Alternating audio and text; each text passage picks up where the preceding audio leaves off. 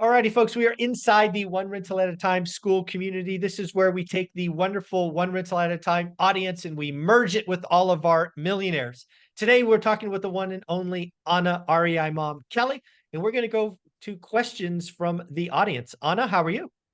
I'm doing great. So great to be here. And I'm so glad to have y'all joining us and being able to answer your questions live. There you go. I like this is fun. This is going to keep growing and growing. This is our first time doing this. The audience loves you, so I know it will keep growing. But here's question number one.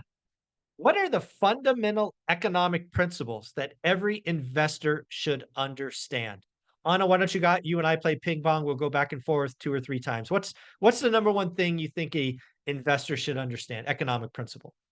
You must understand real estate and economic cycles, what the signs are of recession and bottom and peak at top, because you want to buy low, sell high as close as you can. And you've got to learn to follow the signs when it seems like that cycle is changing, because it will shift what a good deal looks like and what type of strategies you should have to make you the most money and to preserve, grow your wealth and your income. First one I would suggest people look up is something called opportunity cost. Right? Opportunity cost basically means you can really think of opportunity cost with either money or time. But basically means by choosing this, you can't do this. So I think opportunity cost is certainly new investors is very important, especially because you can do lots of things, but once you've committed time and or dollars somewhere, everything else is not applicable, right? Because you can't spread that. So I think opportunity cost is a concept a lot of new investors should look up.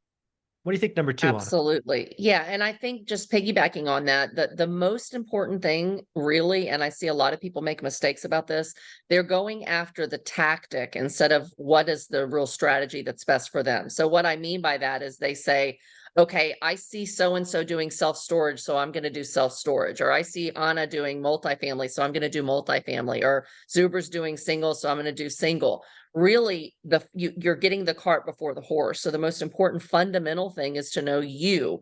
What are your financial goals for today and the next 5 years? And I'd stick to 5 years first. Yes, you're going to have longer term financial goals, 10, 20-year goals, but over the next 5 years, get real with yourself. What do you need the most? That's going to depend on your age, whether you're married, have kids, how much debt you have, etc. At all phases of your life as an investor, you're either going to prioritize more income and cash flow, more equity growth and appreciation, or more asset preservation, preserving what you already have. And once you grow wealthy, you focus mostly on asset preservation. When you're dirt poor, living check to check, and you don't have enough, and if you make one bad investment decision, you can go under. You want to also think about asset preservation and playing defense a little bit, building up your savings like we talked about earlier.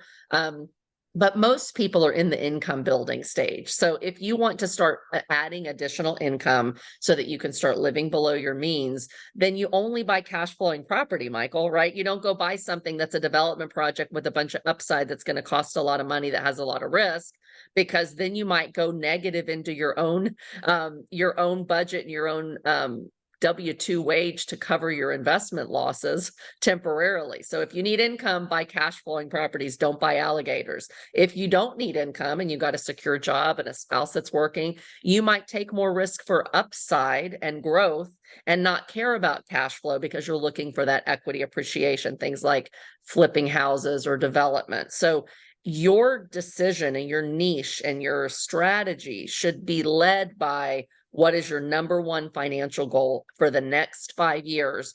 And the opportunity cost that you just mentioned, Michael, is you put blinders onto everything else. Like 99% of what you do is deals that meet that number one financial goal. And only maybe 1% of what you do is something that's going to go toward other financial goals until you've created financial independence. Then those numbers can shift. Yeah, this whole diversification in the early days is no, just focus, focus, focus. That's why I talk about buy box, daily discipline, all that stuff every day on Yeah. repeat. So you got a second kind of economic principle you recommend folks look around? I think, and again, we talked about this on one of the previous videos today, but really always live below your means while you work to expand your means. One or the other is not going to get you as far as doing both. So get on a budget, live below your means, decide there's opportunity costs for every dollar of your income that comes in, not just investing, but opportunity costs. Am I going to waste this money, spend this money, invest this money, or save this money? And so you got to save a little to be able to invest, but make choices. Where are you wasting money that is causing you not to be able to invest to the level that you want? Cut back on those things, make some decisions about the things that you're willing to waste money on for the enjoyment of life. You do need to enjoy life a little, right? Set aside some money for eating out, set aside some, money to take a vacation, things like that. But then prioritize and live below your means on things that are just blowing money that could be helping you to really expand your means. And then at the same time, always be doing the work and thinking about how can I buy a property to expand my means today, next week, tomorrow. If you don't have money, how can you find partners? How can you find other people's money? How can you find private money lenders? So living below your means while you work to expand your means, and then thinking about every day, what's one thing I can do today to cut my expenses further or expand my means further, so that you're just constantly doing that battle with yourself.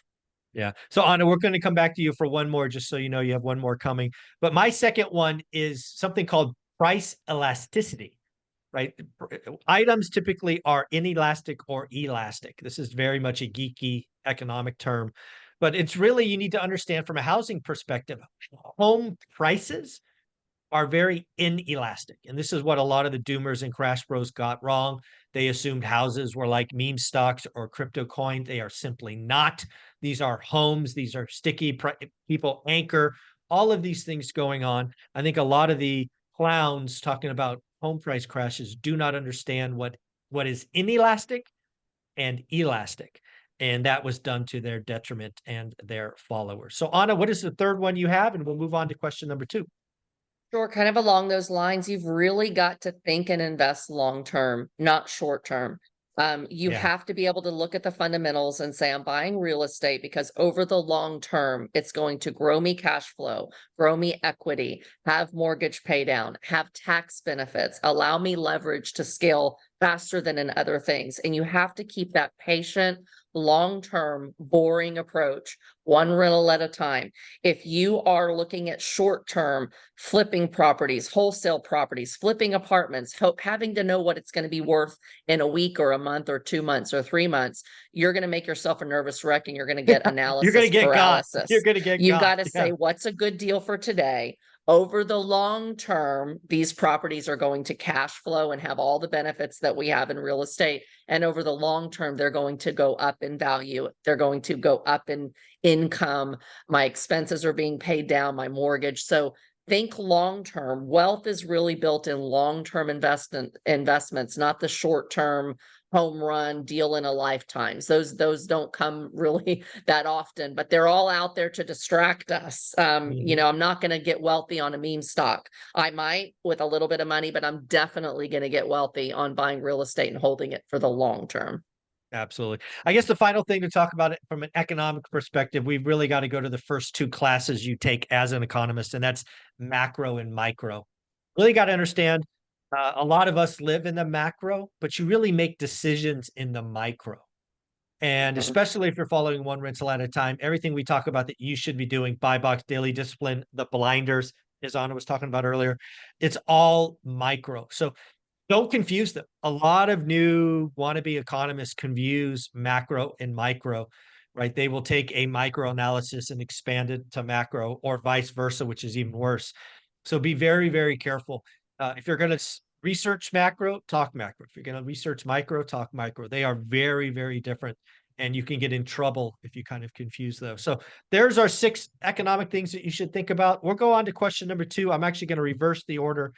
Anna, this question is, how should investors balance theoretical knowledge with practical experience in the real estate market? Great question. One is definitely don't go buy something without having any understanding of what you're buying. Like, don't invest in what you don't understand. So if you have money burning a hole in your pocket and you've listened to a couple podcasts, don't go buy a property to flip and use a traditional mortgage and, not know who contractors are or the rules of licensing. And like, don't just jump in head first. You got to give yourself at least a foundation, which is why we do this show, right? Giving you the foundation of buying one rental at a time, getting your buy box. So once you have that foundation of where am I going to invest? What is my strategy going to be that aligns with my financial goals? What type of properties can I afford with the resources that I have for myself or my network? And you start doing that, spend a month, just at least a month, a couple hours a day, looking at deals for the kind of deals you want to buy, get familiar with your market. That's that micro that we talked about. And then start making offers. You'll have offers rejected, but you'll get used to what they look like. Make offers that only make sense to you. And so that's taking action, and then buy a property. But when you start, it's important to start small, because you are going to make mistakes without having a lot of knowledge. I made a lot of mistakes in my first properties, but I just had a coaching student I was talking to. He's like, I made a mistake on the first 2 properties that I bought because I lost a little money here and there. I said, but thank God you lost it on a small amount on a Yeah. small property, when there's people that think bigger is better. So let me go straight for the 10 unit or the 20 unit. If you're buying $1 million property or more without experience, you're going to make $20,000 mistakes a few times, right? If you're buying a $300,000 single family rental, you might make a $3,000 mistake. So start small, take action, buy the first one, get that first deal done. It's like the law of the first deal. Once it's done, now you're an owner. Now you have money in it, and you're going to prioritize learning more and getting better. So, learn enough that you can make a smart decision and not a completely uneducated, guess. That's often a bad decision.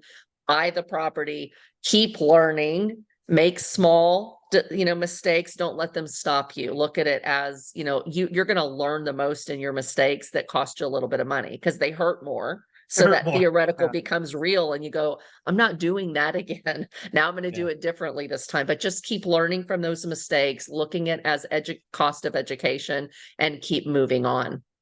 Awesome. Awesome, folks. Remember, folks, you're going to have the opportunity to ask questions. We have one more after this. So again, put comments in. We'll probably go for another 5 to 10 minutes. So if you have a question for Anna, now's your time. What I would tell someone is exactly what you kind of hinted there at the end is I would look at this as a macro micro thing. I think you get educated at the macro, right? You kind of your lane. Like if you don't know if you want to be a buy and hold or a flipper or wholesaler or crypto or stocks, live in the macro. Figure out your thing. And then once you have your lane, again, block out everything else, then you've got to go micro. You've got to get a Yeah. buy box. You got to look every day. You got to network. You got to do this. You got to do that. It's got to become real. Macro, I'll use this as the kind of theoretical. Micro is where you really learn. That's where experience is garnered. Yeah. I would want a student or a follower, let's say a follower, in the first 90 days, like, let's just say you read Rich Dad Poor Dad like I did 20 years, oh gosh, 30 years ago. How old am I? Yeah, whatever, 30 years ago. Getting up there. Yeah, getting up to 25. We'll split the difference. 25 years ago. I lived at the macro 100% for the first 90 days. I read that one book, which is, oh, by the way, not a how-to book, but it led me to other how-tos. And then I found buy in my backyard. Well, then what we did is we went around and we touched property every Sunday for 52 weeks trying to find cash flow. That was my lane. And then we figured out that didn't work. And then we found a market, 2.5 hours away. In the beginning, it is completely okay to live at the macro, but don't stay there. I want most of your time to be in the micro, would be my advice. So yeah, there we go. Yeah, So let's do one more question. absolutely. Yeah. Yeah, Again, I folks, agree. put I in agree with comments. you there. Awesome. So here's one that actually I have to think about. So I'm glad you get to go first. How does emerging technology and innovation affect real estate market and investment strategies? I'm Gen X, so I think of myself as young. We were like the first tech savvy people, but as tech changes, I'm a little bit more of a slow adopter to things Yeah. because, you get something that works. But I realize, technology can do amazing things for us. So I haven't really used much in the way of like AI for my investing. Part of that is because of the migration of myself as an investor. So I'm no longer, looking at lists and dialing for dollars and calling every, absentee landlord on a list and seeing if I can find a motivated seller and then, go in and buy them deals. Like if that's your game, I think being able to get through technology, things like AI, get phone numbers of people and big lists and have like, I've seen some pretty cool tech, just some ads for it pop up that I'm like, if I was in that space, I'd do it. Maybe I'll tell my kiddos about it. Right. Yeah. Yeah. But like you've got automatic dialers who have, there's a lead and they do all the calling and they get the appointment set up through AI. It sounds like a real person. They just set up the appointment. Then you might have 2,000 calls made in a minute through technology, 200 appointments booked in an hour, and then you can go through and call only those qualified leads. So I think when you have a volume business and you're starting to do things like wholesaling and wholetailing and flipping and things like that, I think technology could really streamline and fast track the time that it takes to do those kind of things. So that's where I'm kind of looking. In the property management side, there's already so much tech that I can't see a whole lot of difference. Maybe better tenant screening, maybe quicker analysis of a market. If you're getting started and you're saying, hey, do I want to go start investing in this market? I think AI can aggregate a lot of data that we spend time going to look for to help us to learn a market.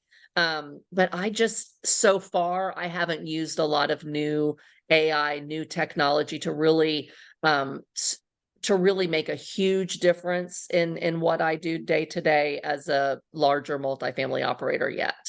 Yeah.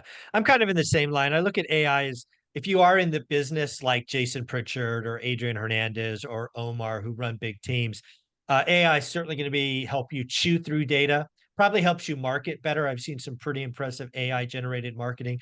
Sure. Himlane, Dana Dunford, CEO, comes on every Thursday. They're using AI to help write ads for tenants, right? There's a lot of stuff where AI can play. But as a mom and pop investor, um, you still got to have discussions with people. AI is not going to have a conversation with an owner and maybe turn that owner into a seller. AI is not going to give you permission not to do the work. Right. AI still hallucinates. AI, it's just yeah, it's not an excuse not to do the work. Is Right. is what I would tell folks. And sometimes it gets things wrong because it is Yeah, new. So I'll give you yeah, an example. This isn't AI per se, but there are websites that will tell you an area is in a decline because it's only looking at data that's old and it hasn't seen. I'll give you an example. I had a property that I put for sale, and I had someone contact me and said, based on the data, you're in a failing market that's mhm, declining, and so you're asking way too. And I'm like, dude, do you have no idea that there's 5,000 permits for new homes here? And we just had like, 20 new big industrial, jobs coming our area, and you can't get a house here and our prices are going up. Like the data he looked at was lagging and old and not yep, up to date.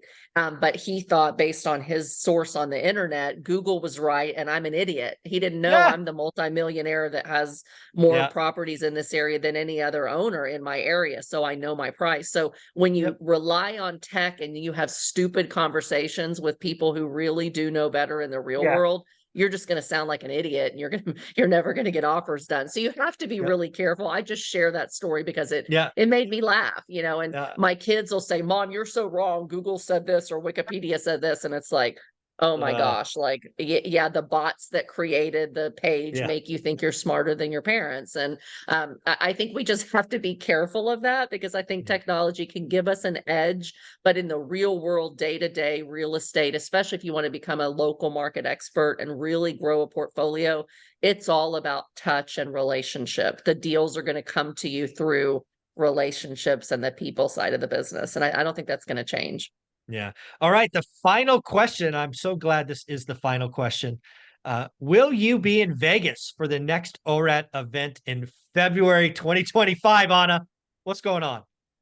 I should be. I told Michael the only thing that will keep me away is if my daughter has a big gymnastics tournament that weekend. Because when I retire, I told my kids and I made a promise to them, I'll never miss another big event for business again. And so that would be, I love Michael and I love all of you listeners, but if my daughter has a big event that weekend, I won't come. If she doesn't, or I can fly in for half of the day and fly out, I will make it happen and I will be there. And I'm really looking forward to it. Yeah, I appreciate it. We tried to do it last year. You would have been a featured speaker, but again, she had a big gymnastics tournament. So I appreciate you. I'm really glad that that question asked because you want to be there, but I do. family first, family first. Yes. Anna, you are amazing. Take care of yourself. Thank you for being a part of the Skool community and helping folks going through all these questions. Have a great week. Thanks. Thanks, guys. Later.